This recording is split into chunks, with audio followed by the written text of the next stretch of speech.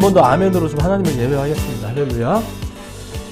자, 오늘도 이 자리에서 또 함께 말씀을 나누시는 분들, 또 영상을 통해 같은 말씀을 나누는 모든 분들에게 주님의 은혜가 가득하기를 예수님의 이름으로 축복해 드립니다. 자, 부활절 5주차이자 어린이 주일입니다. 다음 세대를 위해서 가장 중요한 일이 뭘까? 또 이런 걸 또 한 번 더 진지하게 고민하고 묵상하는 또 그런 시기로 삼아 또 오늘을 또 맞이합니다.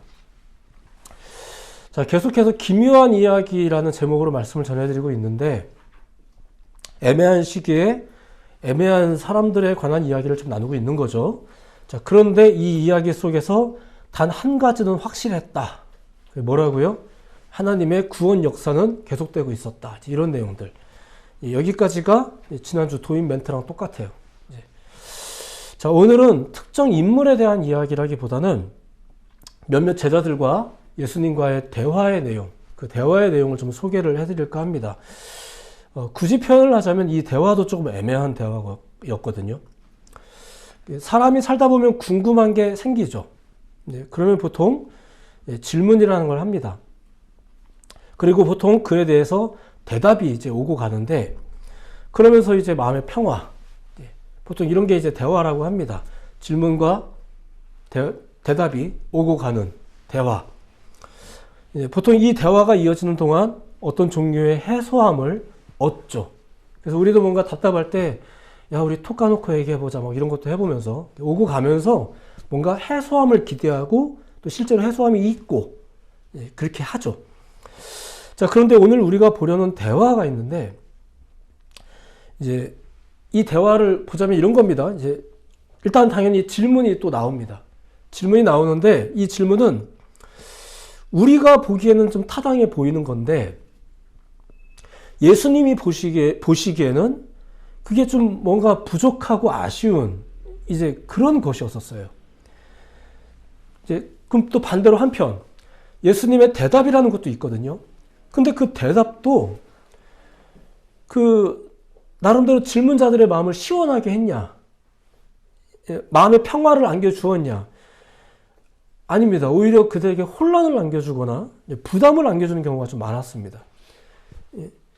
심지어 이것은 성경을 통해서 이 이야기를 읽고 있는 우리에게조차 조금 그렇습니다. 주님이 하시는 말들은 우리한테, 오늘날 우리한테조차도 바로 시원하게 다가오지 않는 경우가 사실은 많은 것 같아요. 왜 그럴까? 그러니까 결과적으로 보자면은, 이제 아직 내용은 얘기도 안 했지만, 질문도 대답도 서로에게 아쉬운 그런 대화를 이제 잠깐 소개를 해드릴 거예요. 보통 이런 식의 대화는 어떤가요? 오늘날 우리들은 이런 대화를 별로 바람직하다고 여기진 않습니다. 이런 대화가 지속이 된다면, 이런 대화는 좀 길어지면 길어질수록 괜히 부담감이 커지고 편하지 않은 이제 그런 생각이 좀 더 크죠. 질문이 적절하지 못한 경우도 그렇지만 대답이 만족스럽지 못하면 더 아쉽다고 느낍니다. 이런 대화. 자, 그럼에도 불구하고 우리가 이 지금의 대화를 보려는 것은 중요해서겠죠. 무엇보다 그 중요성은 질문보다 당연히 그 대답 쪽에 있을 겁니다. 당시의 질문자들이 그랬듯 여전히 우리도 여전히 못 알아들을지 몰라도 여전히 그 중요성은 대답 쪽에 있을 거예요. 자, 이제 좀 보도록 하겠습니다. 이제 일부의 내용은 지난주 도마 이야기와 중복이 되는 부분도 있는데, 자, 먼저는 이제 베드로의 질문 부분부터입니다. 그러니까 예수님 이야기 전체를 다 하려는 게 아니라 이제 예수님 사역의 말미에 있었던 한 사건인데, 베드로의 질문 부분이 나옵니다. 요한복음 13장 후반부부터의 내용인데, 공교롭게 여기부터 예수님이 자꾸 떠나신다는 이야기가 나오면서 제자들이 이제 질문이 이제 연속적으로 계속 나옵니다. 이제 그것을 좀 소개해 드리려고 하는 거예요. 첫 번째는 베드로의 질문이에요. 요한복음 13장 후반부에 그는 이런 질문을 합니다. 자꾸 예수님이 어디 떠난다고 하니까 베드로가 이런 질문을 해요. 13장 36절 앞부분인데, 주여 어디로 가시나이까? 이런 질문을 해요. 궁금할 수 있겠죠? 자꾸 어디 간다고 하니까 어디로 가시냐?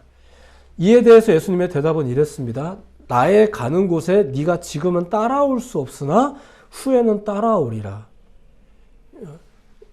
금방 생각이 드시는 분들은 아시겠지만 이게 동문서답이죠. 어디로 가냐고 물었는데 어디 가냐고 물었는데 어디 간다고 대답을 한 게 아니라 네가 따라올 수 있는지 없는지 그 여부를 지금 대답을 하세요. 지난주에 저는 이제 이 부분에 대해서 이런 말씀을 드린 적이 있습니다. 베드로가 이 질문 이후에 질문을 멈췄다 이렇게 말씀드렸는데 사실 잘 보면 베드로의 질문이 완전히 멈춘 건 아닙니다. 이제 그 다음 구절 37절에 보면은 질문 같은 말이 이어지기는 해요. 근데 잘 보시면 이런 거죠. 주여 내가 지금은 어찌하여 따라갈 수 없나이까 이렇게 이 질문 같긴 하죠. 근데 이어지는 말이 주를 위하여 내 목숨을 버리겠나이다. 또 질문했네. 왜 목사님이 지난주에 질문 안 했다고 했지? 이게 질문이라기보다 이거는 베드로의 다짐이죠. 다짐. 왜 못 따라갑니까? 궁금합니다. 이게 아니라 못 따라가기는 왜 못 따라갑니까? 나 따라갈 겁니다. 나는 심지어 주를 위해 목숨을 바칠 겁니다. 지금 이 사람은 질문을 하는 게 아니라 자기 다짐을 말하고 있는 중인 거예요. 나는 이렇게 할 거다라고 자기 다짐을 말하죠. 근데 이에 대해서도 예수님이 굳이 대답을 하나 하시는데 이렇게 말씀하세요. 네가 나를 위해서 네 목숨을 버리겠느냐? 내가 진실로 너에게 이르노니 닭 울기 전에 네가 3번 나를 부인하리라. 네가 목숨을 버리겠다고? 아니야. 너는 네 마음을 너무 확신하지 마. 너는 닭이 울기 전 나를 3번 부인할 거야. 그러니까 이 대화를 잘 보세요. 결과적으로 보자면 베드로도 예수님의 말을 못 믿었고 예수님도 베드로의 말을 못 믿는 그런 사람들의 대화예요. 이건 건강한 질문과 답변이라기에는 굉장히 이상한 그런 대화죠. 이런 대화는 길어질수록 마음이 시원해지기보다는 마음이 상할 수 있는 그런 대화예요. 여러분들도 혹시 그런 대화 해보신 적이 있을 거예요. 이상하게 대화가 길어질수록 해소가 되거나 해결이 되거나 답이 나오는 게 아니라 점점 더 답답해지는 이런 대화가 좀 있죠. 예수님과 베드로의 대화도 사실은 좀 그랬어요.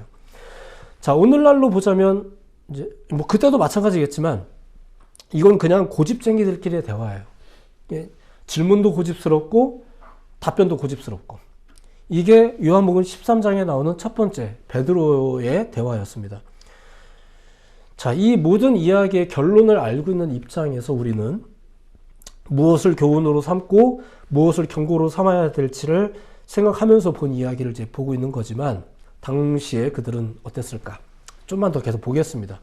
자, 이렇게 하면서 13장에서 14장으로 넘어갑니다. 그러면서 이제 두 번째 대화가 소개되는데 이제 그것이 도마의 질문, 도마와의 대화 내용인데 요거는 그냥 지난주 설교를 여러분들이 꼭 한번 다시 보셨으면 좋겠어요. 도마가 일단은 말귀를 못 알아듣는 이야기이긴 해요. 근데 어쨌거나 베드로도 도마도 예수님의 답변에 만족을 하지 못했단 말입니다. 못 알아들어서 그런 거긴 한데 답변에 만족을 못했다는 이야기가 이어져요. 그리고 도마의 이야기라고 지금 제가 말씀드렸지만 도마만의 이야기가 아니기 때문에 여러분들에게 기왕이면 번거로우시더라도 지난주 설교를 다시 한번 좀 되새겨 보시기를 꼭 기왕이면 권해드리고 싶은 겁니다. 자, 그렇게 도마의 이야기는 좀 건너뛰고 이번에는 빌립이라는 제자와의 대화가 잠깐 또 이어집니다. 그 다음에 나오는 내용인데 14장 8절에 빌립이라는 제자가 또 있어요. 빌립이 이렇게 질문을 합니다. 이런 말을 합니다. 주여 아버지를 우리에게 보여주옵소서 그리하면 족하겠나이다. 지금 하나님 보여달라고 얘기하는 거거든요. 자, 예수님을 3년간 따라다녔는데도 불구하고 이 빌립이라는 제자는 여전히 현실적이고 타산적인 사람이었습니다. 그러니까 빌립만 그런 건 사실 아니겠죠. 오늘날 우리도 다 마찬가지일 거예요. 영이신 하나님을 아직 전적으로 이해하지 못하는 거예요. 그래서 그 하나님을 시각적으로 보여달라는 말을 지금 요 4장 8절에 하고 있는 거죠. 이에 대한 예수님의 대답은 이런 식입니다. 빌립아, 내가 이렇게 오래 너희와 함께 있으되 네가 나를 알지 못하느냐. 지금 하나님 보여달라는데 지금 자기 얘기하고 계신 겁니다. 나를 본 자는 아버지를 보았거늘 어찌하여 아버지를 보이라 하느냐. 이렇게 말씀하세요. 괜히 질문했다가 또 혼만 나는 분위기인데 근데 예수님의 이 설명이 나를 본 자는 아버지를 본 것이다라는 이 설명이 이게 납득이 되는 설명일까요? 예, 역시 그렇지 않죠. 못 알아듣죠. 아하 그렇구나라고 알아들었을까요? 속이 시원했을까요? 답변자의 답변이 여전히 저들에게는 속 시원하지 못한 상황이었습니다. 지금 모든 제자들이 질문만 했다 하면 다 3명 다 지금 다 마음이 해소함을 얻지 못한 약간 그런. 근데도 불구하고 오늘날의 이 이야기를 지금 책으로 보고 있는 우리들은 그래도 답이 어디 있다고 믿는 거죠? 질문에 있어요? 대답에 있어요? 대답에 있다라는 믿음을 가지고 우리는 지금 잠깐 이 대화를 보는 겁니다. 어쨌거나 그 사람들은 지금 속이 시원하지 않은 상황이에요. 왜 대화가 다 이런 식이 될까? 그 이유가 바로 이제 마지막 대화, 오늘 우리가 본문으로 삼은 가룟신 아닌 유다와의 대화에서 나타납니다. 가룟 유다 아니고요. 가룟신이 아닌 유다입니다. 야고보의 아들 유다예요. 이름이 같은 거죠. 성만 다르고. 자, 그가 이렇게 질문을 했습니다. 이제 네 번째 질문인 거예요. 자, 이 유다가 이런 질문을 했어요. 주여, 어찌하여 자기를 우리에게는 나타내시고 세상에는 아니하려 하시나이까? 이런 질문을 해요. 예수님의 모습에 대해서 지금 예수님이 본인은 이제 제자들에게 막 설명을 하고 있는데 이 유다가 이제 생각을 하는 거죠. 우리한테는 이렇게 얘기하시는데 왜 세상에는 안 하냐? 이런 질문을 하는 거죠. 그러니까 기본적인 그들의 생각의 배경은 똑같습니다. 뭘까요? 이해가 안 된다는 거죠. 예수님의 대답이든 예수님의 하는 살아가는 방식이든 3년을 따라다녔는데 어떻다? 이해가 안 된다. 라는 게 이 앞선 3명의 질문자와 더불어 이 유다도 마찬가지로 이해가 안 된다. 주님의 설명이, 주님의 방식이, 교회가, 또 예수님이 하신 말씀들이, 그 바로 앞에 내 동료들이 했던 질문에 대한 주님의 그 대답도 다 이해가 안 된다. 의문이 해소되기는커녕 더욱 커진다. 그래서 질문이라는 게 이게 멈춰야 되는데 사실은 이게 질문이 안 멈추게 되는 거예요. 계속 나오는 거죠. 이게 사실은 오늘날까지도 신앙생활을 하는 사람들이 가장 자주 겪는 고민이기도 합니다. 자, 왜 그런 느낌이 해소되지 않는 걸까? 신앙생활을 하면서도 아주 본질적인 문제가 이제 언급이 되죠. 예전에 제가 피터팬이라는 영화를 본 적이 있습니다. 뭐 피터팬이 버전이 워낙 많으니까 제가 좋아했던 피터팬은 로빈 윌리엄스가 이제 나온 피터팬이었었습니다. 그 영화의 내용이 그런 거예요. 이제 피터팬이 네버랜드를 떠나서 소위 세속에 나가서 이제 어른이 됐습니다. 어른이 됐다가 어떤 기회가 돼서 다시 네버랜드로 가게 됐는데 거기에 이제 이런 장면이 나오거든요. 여전히 아이들로 살고 있는 그 친구들과 함께 이제 한 식탁에 앉았는데 식탁에 음식이 하나도 없는 거예요. 근데 아이들이 막 먹는 신용을 하는 거죠. 이제 이 어른이 봤을 때. 근데 이걸 보면서 이상하게 생각을 하니까 이제 아이들이 너는 어른이 돼서 이제 안 보이는 거라고 상상력을 발휘해보라고 하니까 피터팬이 이렇게 외쳐요. 로빈 윌리엄스가 이렇게 외쳐요. 나는 진짜 스테이크를 먹고 싶어. 진짜 스테이크를 먹고 싶어. 이렇게 외칩니다. 그러자 아이들이 막 웃어요. 그러면서 이제 몇 가지 이야기가 오고 가면서 이제 결과적으로는 그 성인이 된 피터팬이 눈을 뜨게 되면서 그 식탁 위에 어마어마하게 많이 쌓여있는 음식들을 보게 되고 같이 먹고 막 음식을 집어던지고 장난치고 놀고 막 이렇게 하는 장면이 나옵니다. 뭐가 진짜다 이런 얘기를 하고 싶은 건 아닌데 나는 진짜 스테이크가 먹고 싶어 라고 외쳤던 한 어른과 그 어른을 보면서 이제 비웃고 있는 아이들. 어느 쪽이 실제다 이런 얘기를 하려는 건 아니고요. 뭐 이게 영화적인 요소니까. 이 영화에서는 상상력을 가르치고 있는 것 같아요. 근데 이 피터팬 이야기는 분명한 거는 믿음의 관점이라는 게 있다는 것. 다른 관점이 있다는 것은 이제 분명히 보여주는 것 같아요. 오늘 본문에서 예수님이 이렇게 이야기를 하십니다. 이제 유다와의 대화에서 나온 이야기예요. 뭔데 이런 말을 하시죠. 24절인데 나를 사랑하지 아니하는 자는 갑자기 또 왜 사랑 얘기를 꺼내시는지 모르겠어요. 근데 이렇게 이야기를 꺼냅니다. 나를 사랑하지 않는 자는 내 말을 지키지 아니하나니. 예수님을 사랑하지 않는 자는 예수님의 말씀을 지키지 않는다라고 말씀을 하세요. 그러니까 사랑이 그 핵심이라는 이야기를 꺼내시죠. 이거는 질문자가 꺼낸 게 아니에요. 예수님이 꺼낸 갑작스러운 이슈예요. 그렇다면 그들의 대화는 왜 이리 복잡하고 그들은 왜 이리 쉽사리 이해하지 못하는 것일까? 역시 이 사랑에서 그 답을 찾을 수 있다는 거죠. 그러니까 왜 이 질문이 멈추지 않는 걸까요? 물론 예수님의 대답에 좀 동문서답 같은 느낌이 좀 없지 않아 있지만 왜 우리는 그 대답 앞에서 만족을 느끼지 못하고 해소를 하지 못하는 걸까요? 그들의 질문 자체가 지금 어디에 매여 있는 걸까요? 그들도 축복을 받고 싶은 거잖아요. 그래서 예수님을 따라다닌 거잖아요. 그들은 어떤 축복을 받고 싶은 걸까요? 나는 진짜 스테이크를 먹고 싶어라고 말하는데 이 예수님은 뭐가 진짜인데, 뭐가 진짜 축복인데 라고 말을 하고 있는 거죠. 근데 이 제자들이 지금 어떤 위기를 겪게 된 거예요? 나는 진짜 축복을 받고 싶어서, 진짜 축복을 받고 싶어서 예수님을 지금까지 따라다녔는데 지금 예수님이 자꾸 어디 가신다고 하잖아요. 이게 어떻게 된 거예요? 이게 뭐예요 도대체? 이런 느낌을 제자들이 지금 받고 있는 거예요. 그래서 자꾸 질문이 나오는 거예요. 예수님이 떠난다는 말을 했을 때부터 베드로도 그렇고 지금 다 당황을 하는 거죠. 그리고 어떤 종류의 답을 얻고 싶어서 기도하고 교회 다니고 자꾸 보라고 하니까 또 작정해서 성경도 보고 막 작정 기도도 해보고 막 해보는데도 시원해요? 안 시원해요? 안 시원해요. 왜 그럴까요?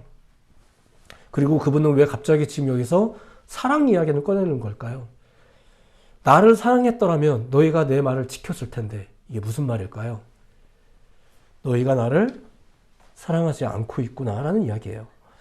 사랑하지 않고 다른 걸 기대하면서 지금 있기 때문에 이 질문이 안 끝나는 거예요. 정말로 가면은 그게 좋은 데인 것 같은데 그러면은 좌우에 한 자리씩은 내 자식들에게 뭐지? 우리는 여기에 계속 관심이 박혀 있는 거죠. 믿음도 마찬가지라는 거예요. 사랑이 그 믿음의 핵심인 겁니다. 예수님은 그걸 자꾸 지적하는 거예요. 아니 무슨 말씀이세요? 우리가 예수님 얼마나 많이 따라다녔는데 수석제자가 무슨 소리 들었다고요? 너는 나를 위해서 목숨까지 바치겠다고? 그 마음에 자만하지 마. 조만간 네가 나를 3번 부인할 거야. 이게 베드로의 첫 번째 질문에 대한 주님의 대답이었었어요. 야, 이 말 듣고 얼마나 베드로가 마음이 상했겠어요.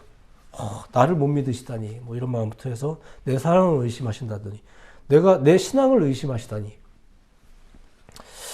일단 그래도 대답하신 분 쪽이 좀 우리가 신뢰해야 되는 분이 아닐까 생각을 하면서 좀 이야기를 진행해 보자면 예수님의 말씀에 의하면 그렇습니다. 예수님을 사랑하지 않는 신앙은 결국 하나님을 향한 거부로 이어집니다. 그럴 리가요. 그럴 리가요. 아니에요. 신앙생활을 하면서도 예수님을 사랑하는 일이 중심이 되지 못하면 이상하게도 교회를 다니면서도 하나님을 거부하는 일이 벌어지는 거예요. 많은 분들이 저에게 그렇게 이야기하세요. 목사님, 제가 하나님을 안 믿는 건 아닙니다. 저도 믿는다니까요. 저도 여러분들이 하나님을 믿는다고 믿어요. 하지만 그럼에도 불구하고 여러분들은 얼마든지 예배를 안 하실 수 있고 여러분들은 얼마든지 신앙인답지 않게 행동하실 수 있다는 것을 그냥 저는 아는 것 뿐이고요. 많은 분들이 알아요. 어쩌면 여러분들도 스스로도 알고는 있겠죠. 그걸 이야기하는 거예요. 우리는 과연 무엇으로 신앙생활을 하고 있고 무엇으로 계속 우리의 이 질문을 이어나가고 있는 것인지. 영화 피터팬은 우리에게 상상력을 가르쳐주고 있지만 성경은 우리에게 사랑과 믿음을 가르치고 있어요. 앞서 소개한 질문자들, 4명의 제자들입니다. 이 사람들은 아직 이렇게 진리에 대한 확신이 없이 질문을 던지고 있었던 건데 진리에 대한 확신이 없다는 게 무슨 말일까요? 그들의 마음이 아직 그 예수님에게 있지 않은 거예요. 그 예수님에게 전적으로 매달려 있지 않은 거죠. 그것을 예수님을 사랑하는 마음으로 주님이 지적하고 있는 거예요. 그들에게 예수님을 사랑하는 마음이 뭐 요만큼도 없었다 이렇게 볼 수는 없어요. 3년을 따라다녔는데 그게 그냥 되겠어요?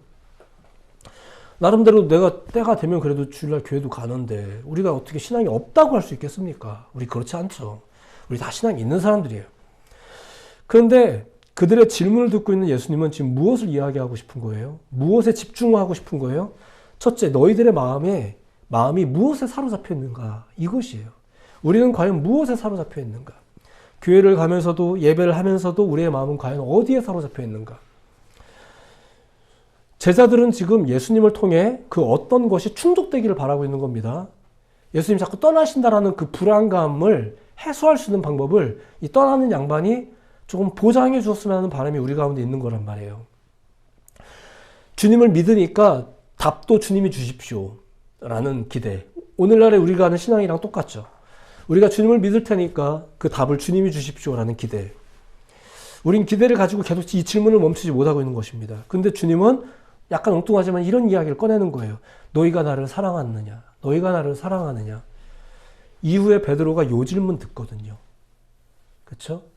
갑자기 왜 사랑 이야기를 하실까 싶으셨겠지만, 네, 오늘의 이야기를 염두해서 이제 그 말씀을 생각해 보시면 아실 거라 생각해요. 왜 예수님이 그때 후에 나타나서 다시 나타났을 때 왜 네가 나를 사랑하느냐라는 질문을 왜 굳이 하셨을까요? 새삼스럽게 남자끼리 왜 그런 질문을 왜 하셨을까요? 이미 하셨잖아요. 사랑 때문이에요. 예수님한테 중요한 건 이거였었어요. 너희가 지금 나에게 이런 질문을 하고 있는데 너희가 나를 사랑하였더라면, 이렇게 지금 이야기를 하고 계신 거죠. 자, 예수님은 지금 그들에게 이런 걸 이야기하고 있는 겁니다. 너희가 지금 나를 사랑하였더라면 어쩌면 이런 질문도 안 했을 텐데, 혹은 질문 자체가 좀 달라졌을 텐데, 지금 너희 마음이 지금 어디에 있는지 이런 것들을 보고 계신 거죠. 그들은 예수님의 대답을 통해서 어떤 조건이 충족되면 그 사랑이 확증된다고 생각을 했던 것 같습니다. 사실 오늘날의 많은 사람들도 그런 사랑을 하는 것 같아요. 이 사랑이 견고해질 수 있는 다른 수단과 방법이 있다고 생각을 하는 것 같습니다. 근데 예수님은 그렇게 생각하지 않는 거죠. 예수님은 뭐라고 말씀하세요? 나를 사랑하지 않는 자는 내 말을 지키지 않는다. 이 말은 그 사랑 자체에 집중하기를 원하신다는 얘기예요. 사랑은 주변의 것으로 그 사랑을 진단하기보다 그 사랑 자체에 집중하는 게 중요합니다. 이게 무슨 말일까요? 아까 얘기했지만 뭐 선물이 있어야 사랑이 크고 뭐가 있어야 사랑이 크고 이런 식이 아니란 얘기예요. 그게 아니라 그 사랑 자체에. 그래서 사랑은 사랑을 하기보다 노력을 하는 게 맞습니다. 많은 사람들이 그냥 자연스러운 사랑을 기대하는데 그게 아니라 사랑은 노력을 하는 게 맞아요. 우리가 이제 사랑하시는 분들 이런 말들 가끔 하십니다. 뭐 식은 것 같아. 요즘 왜 그래? 뭐 이제는 너무 자연스러운 거 아니야? 뭐 이런 말들. 이런 말들 필요가 없는 말이에요, 사실은. 식은 것 같은데 싶으면 데우시면 되죠. 요즘 왜 그런지 모르겠어 이러면은 물어보세요. 그리고 서로 노력하면 되고요. 너무 자연스러워진 거 아니야? 라고 하는데 그 당연한 거 아닙니까? 가족같이 지내다가 가족 되는 거잖아요. 이제 그게 원래 사랑인데 진단을 할 게 아니라 노력을 하는 게 맞아요. 그래서 가끔 우리는 뭐 식은 것 같아요. 그래서 헤어져요. 노력을 하는 것까지가 포함입니다. 애쓰고 맞추고 딱 맞는 게 아니라 맞추기 위해서 상대방을 깎는 게 아니라 내 조각을 깎아 나가는 게 사랑. 그냥 러브 이즈 이런 말들은 그냥 멋진 말들 딴 데서 다 갖다 배우세요. 좋은 말들 워낙 많으니까. 그러니까 이거는 노력이 그 사랑 자체에 대한 노력이 중요한 거예요. 사랑이라는 감정을 어떻게 노력합니까? 아니죠. 노력을 하는 게 맞는 거죠. 예수님은 이렇게 말씀하시는 거예요. 자신을 사랑하는데, 예수님을 사랑하는데 더 집중하기를 원하시는 거예요. 근데 우리는 사랑하게 만들어 달라는 거죠. 어디 가신다면서요. 우리를 불안하지 않게 만들어 주세요. 어디 가신다는 거예요? 왜 못 간다는 거죠? 왜 우리한테는 하고 남들한테는 안 보여주고? 제발 답 좀 주세요. 우리는 이런 걸 통해서 더 잘 사랑하고 더 잘 믿을 거라고 생각하는데 주님은 그렇게 생각 안 하는 거죠. 그냥 너희가 나를 잘 믿었으면 좋겠어. 나를 사랑하는 데 더 집중했으면 좋겠어. 조건적인 질문은 그만하고 이제는 그저 사랑에 집중했으면 좋겠어. 이건 결코 이상한 요구가 아닙니다. 그 앞에서 만족스러워하지 못하고 당황할 이유가 사실은 없다는 거죠. 신앙생활 하면서 무엇보다 예수님을 사랑할 줄 아는 여러분들 되셨으면 참 좋겠습니다. 그러니까 뭐 교회 예배 와가지고 뭐 어떻게 기도하고 예배하고, 어떤 분들은 대표 기도 시켰더니 예배가 집중이 안 된대요. 자기 그 대표 기도 해야 되느냐고. 그래서 이런 거에 집중해가지고 더 중요한 걸 잃어버리는 거죠. 제가 예전에 사역 갔던 교회도 이제 2부 순서가 오후 예배 때 이게 각 뭐 교구별로 특별한 발표하는 프로그램이 있었어요. 그러니까 예배 전 찬양하는데 찬양들을 안 해요. 기도를 안 해요. 다 서로 자기 옷매무새 의상 꾸미느냐고 정신없어가지고 예배가 안 돼요. 제가 막 어이 멈추시고 예배합시다. 제가 이러면서 찬양하고 그렇게 했던 기억이 있어요. 예배에 집중하고 예수님을 사랑하는데, 우리가 신앙생활하는 이유가 뭔지에 집중하는 게 중요하겠죠. 그리고 이 이상한 대화가 해소될 수 있는 두 번째 키워드에 대해서 또 바로 예수님이 이어서 설명하는 부분이 있습니다. 그게 바로 성령 이야기인 거예요. 첫 번째는 사랑이었고요. 두 번째가 성령인 거죠. 성령 이야기는 이제 앞으로도 더 많이 하겠지만 잠깐만 이야기를 해드리자면 이런 겁니다. 예수님이 앞서 빌립의 대화 중에서도 지금 소개해드리진 않았지만 빌립과의 대화에서도 예수님이 성령을 언급하신 적이 있었어요. 16절과 17절에 이런 대화가 있었는데 내가 아버지께 구하겠으니 그가 또 다른 보혜사를 너에게 주사 영원토록 너희와 함께 있게 하리니 그는 진리의 영이라 세상은 능히 그를 받지 못하나니 이는 그를 보지도 못하고 알지도 못함이라 그러나 너희는 그를 아나니 그는 너희와 함께 거하시며 또 너희 속에 계시겠음이라 이런 말씀들을 주세요. 그리고 오늘 가룟신이 아닌 유다의 질문을 통해서도 예수님이 또 성령을 언급하시죠. 오늘 본문 다음 구절인데 25절과 26절. 자기 성경으로 보시는 분들은 한번 눈으로 보시고요. 내가 아직 너희와 함께 있어서 이 말을 너희에게 하였거니와 보혜사 곧 아버지께서 내 이름으로 보내실 성령 그가 너희에게 모든 것을 가르치고 내가 너희에게 말한 모든 것을 생각나게 하리라. 자, 보혜사라는 것은 하나님께서 예수님의 이름으로 보내주신 성령을 말합니다. 기독교 신앙의 참된 의미가 해소가 되고 그 역사가 오늘날까지 유지될 수 있었던 것이 바로 그 성령의 역사 때문입니다. 그 성령이 진리를 이해하게 하고요. 그러니까 예수님의 말씀을 이해하게 하고요. 그래서 이후에 제자들도 성령을 받고 나자 예수님이 3년 동안 하셨던 말씀이 이런 것이구나라는 것을 깨닫게 되는 거예요. 그리고 그 성령이 사람들을 변화시켰고 예수님을 심지어 이제 더 사랑하게 하고 그리고 교회를 세웠죠. 그래서 성령을 받아야 뭐 어쩌고 저쩌고 이런 말들을 교회에서 많이 하는 거예요. 물론 그게 굉장히 모호하게 들린다는 것을 전하는 저도 알아요. 하지만 교회가 이 두 가지 메시지를 특별히 기독론, 기독신앙을 건강한 기독신앙을 가진 메신저들이 이 두 가지 메시지를 절대 내려놓지 않는 이유가 바로 그것 때문입니다. 첫 번째 뭐라고요? 사랑. 두 번째 뭐? 성령. 네, 오늘 주제는 아니지만 조금만 설명하자면 이런 겁니다. 성령이 있을 때 사람이 경험할 수 있는 대표적 경험이 두 가지가 있대요. 첫 번째는 예수님의 말씀이 생각나게 된다라는 거죠. 이게 실제로 예수님도 직접 말씀해 주신 성령의 기능 중에 하나입니다. 예수님 말씀이 생각나게 한다는 것. 그러니까 들을 때는 감동은 없었어요. 근데 기억은 남아있나 보죠. 이렇게 잔상처럼. 근데 그게 생각이 나는 거예요. 그게 성령님이 하시는 일이래요. 제자들도 예수님의 말이 도무지 같은 언어를 쓰니까 못 알아듣는 건 아니에요. 근데 확 들어오지 않는 거지. 여러분들도 마찬가지잖아요. 못 알아듣는 건 아니잖아요. 확 들어오지 않는 거지. 기억력의 문제가 아니에요. 말씀을 이해하고 받아들이는 마음과 상관이 있죠. 그리고 그것을 방해하는 요소가 있는데 그것이 무엇이라고요? 우리가 예수님보다 다른 것을 사랑하고 다른 걸 기대하고 다른 마음으로 용어는 축복이란 용어를 쓰고 있지만 사실 내가 생각하는 축복 나는 진짜 스테이크가 먹고 싶어라고 말하는 그렇죠?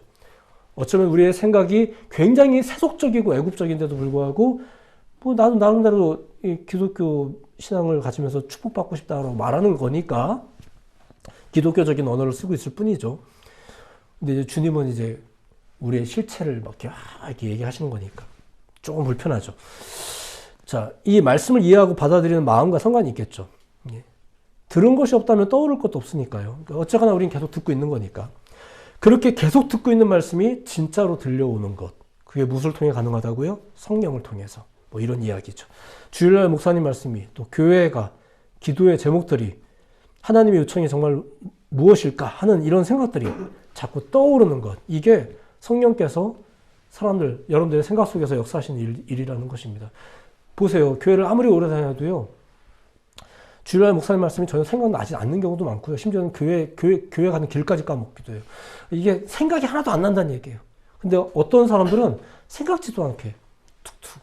이게 우리가 착해져서 그런 게 아니라 우리가 종교적인 사람이라 그런 게 아니라 그게 성령이 하시는 일이에요. 그 사람의 됨됨이하고는 상관이 없습니다. 자, 그 두 번째는 성령이 임했을 때 사람이 경험할 수 있는 대표적인 경험. 두 번째. 이거는 평안함의 문제예요. 이건 얼마 전에도 잠깐 이야기했지만 평안함. 성령이 임하시면 예수님의 대답이 이해가 되지 않는 게 아니라 그 말씀으로 인해 평안함을 가지게 된다는 거죠. 단순히 머리로만 이해되는 게 아니라 마음으로 받아들여지는 거예요. 가끔 성령 충만하다라는 것을 뭐 열정적인 종교심, 역동적인 모습 이런 걸로 생각하는 분들도 가끔 계시는데 뭐 물론 새 힘을 주시기 때문에 그런 일이 일어날 수는 있지만 오늘 본문 이후에 예수님이 소개하신 말씀에 의하면 성령 역사의 가장 강력한 증거는 평안함입니다. 아무리 어려움 중에도 고단함 중에도 그리고 힘겨움 중에도 때로는 씩 웃어줄 수 있는 평안함, 이런 미소들 가능하죠. 오늘의 말씀은 이렇게 정리하려고 합니다. 제자들에 관한 이야기는 이제 다음 주까지 이어질 거니까 오늘 여러분들에게 소개해드린 말씀은 4명의 제자들이 예수님께 했던 질문 그리고 예수님의 대답에 관한 것이었습니다. 사실 이 대화는 서로에게 해소가 되는 대화였다기보다는 궁금증을 더 이렇게 부풀리는 그런 대화였다는 내용을 좀 소개해드렸죠. 왜 그랬다고요? 제자들에게는 예수님을 사랑하는 마음이 부족했었습니다. 이 말인즉슨 저들이 예수님보다 사랑하는 것이 더 있었다는 얘기예요. 예수님이 28절에 이렇게 말씀하셨죠. 너희가 나를 사랑하였더라면, 이런 이야기를 또 계속 언급하세요.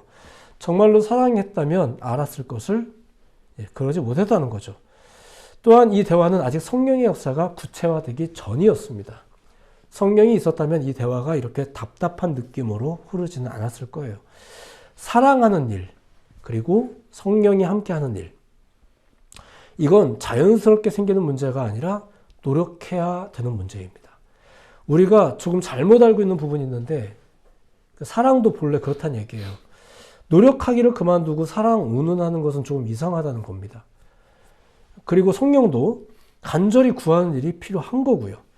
오늘 본문 이후에 예수님도 유다에게 바로 그것을 설명하신 거죠. 그리고 이후에 제자들도 그걸 이제 이해하고 나서 어떻게 해요? 성령을 간절히 구합니다. 이러한 결론은 오늘날 우리에게도 동일하게 요구되는 거죠. 우리의 신앙생활이, 우리의 믿음이 굳건하고 온전하려면 우리는 먼저 예수님을 사랑할 줄 알아야 됩니다. 그리고 우리가 예배하는 궁극적인 목적을 역시 이렇게 정리하실 필요가 있어요. 예수님을 사랑하는 일들을 위해서 우리가 예배하는 것입니다. 예배 자체가 조건이 되는 게 아니고요. 예수님을 사랑하는 것. 우리도 스스로 자문해 볼 필요가 있는 거예요. 나는 과연 예수님을 사랑하는가? 신앙의 핵심이 그거라는데 우리는 과연 주님을 사랑하는가? 그리고 성령이 있어야 된다고 하는데 우리는 과연 성령을 사모하는가? 그리고 이것은 노력해야 되는 것들입니다. 그냥 가만히 있는데 혹은 경력이 쌓이면 얻어지는 이런 것들은 아닙니다. 노력은 하지 않고 왜 그런 것이냐 하면서 질문만 하고 있는 것은 믿음이 아닙니다. 나도 믿긴 믿는데, 이런 말들 제가 참 많이 듣는 말 중에 하나입니다. 나도 믿긴 믿는데, 이 말은